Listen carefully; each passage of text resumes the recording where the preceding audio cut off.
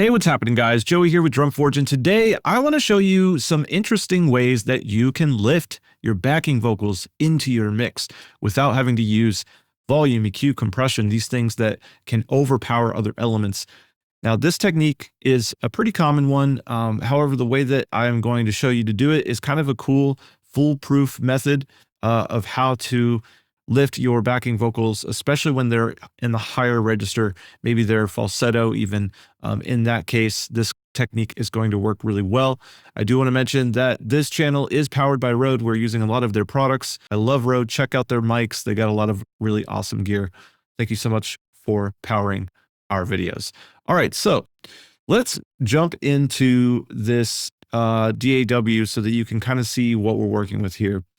I've got this song, which is called Forget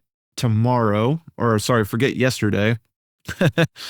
And it's actually by a good friend of mine. His name is Eli.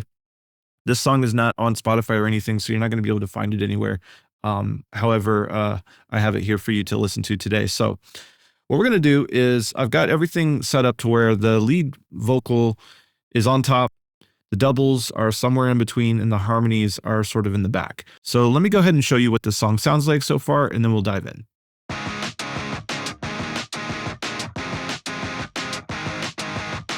Caught in between a rock and a hard place, trying to figure my way out. Where the hell do I belong? Trying to find just where I count.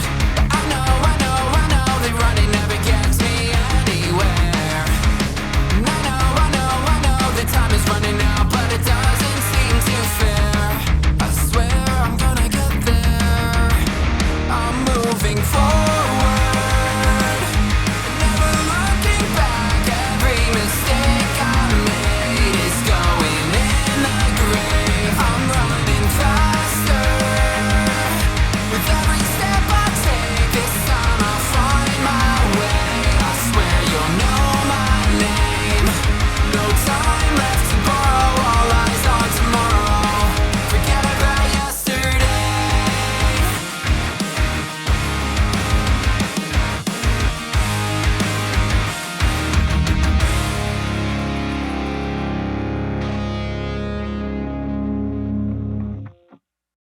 There you have it. So we're going to be focusing on this section right here. This is the area where most of the harmonies are living, and we'll put that on loop.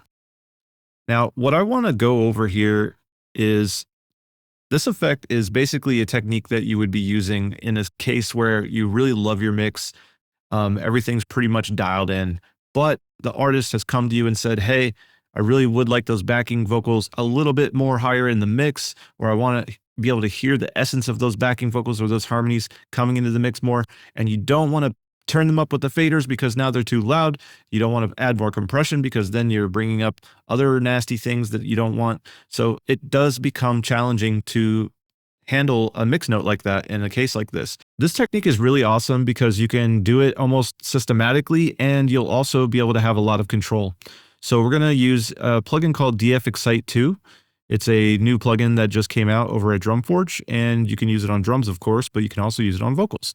And it's basically a multiband harmonic exciter.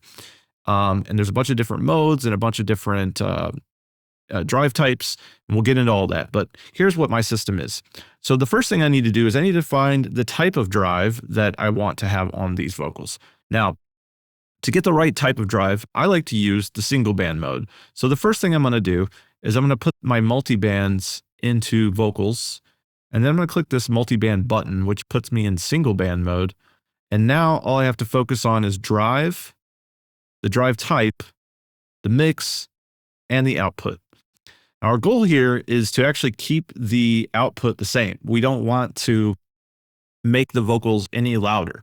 So when I'm driving this, I'm going to be watching my in and out meters, and I'm going to be pulling down that output meter so that I can meet the same level as the input, and we're not adding any gain whatsoever. All we are adding are frequencies and harmonics, which is what we want. All right, so let's start by choosing this mode here. We have American mode. I'll just turn the drive up some arbitrary amount. Let's just try 20%. and then we'll mess with the output fader and see what we got. I'm moving forward, never looking back. Every mistake I made is going in the grave. I'm running faster with every step I take. This time I find my way. I swear you'll know my name. Time left to borrow, all eyes on tomorrow. Forget about yesterday. Okay, I like what that's adding. Let's check out vintage. Forward. Mistake I made is going in the grave. We don't need to hear any more of that. That one's not good for this. Let's go to the next one, extreme. Forward. Nope, definitely not using that either. Let's check out tape. Mistake I made is going in the grave. I'm running faster with every step I take. This time I'll find my way. I swear you'll know my name.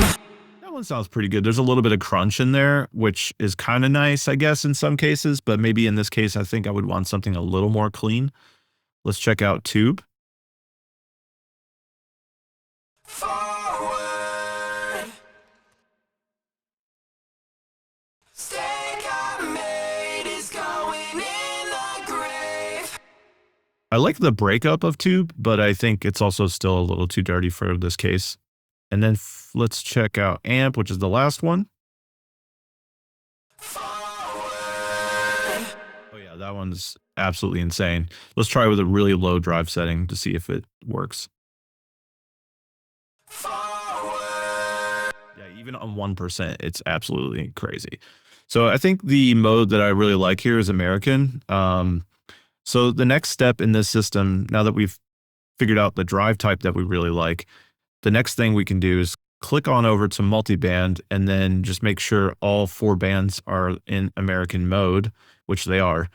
And we'll go ahead and turn up all the drives to that 20% that we had before.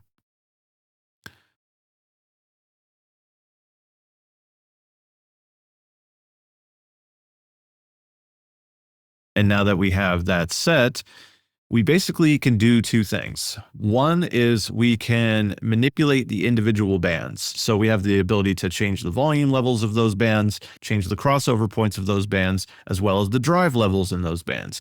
So if we find that we actually like to have less drive in the low end or less drive in the high end, we can do that. However, we're already at that baseline that we liked before. The second thing that we can do is we can mess around with different drive types on those different bands. Maybe the tape will sound really nice in the top end, or maybe it'll sound really nice in the low end. We have that option. So let's go and hit play with this in the mix, not on solo. And let's see if any of those adjustments actually make an improvement or a difference. I'm moving forward, never looking back. Every mistake I made is going in the grave. I'm running faster with every step I take. This time I'll find my way. I swear you'll know my name. No time left to borrow, all eyes on tomorrow. Forget about yesterday. I'm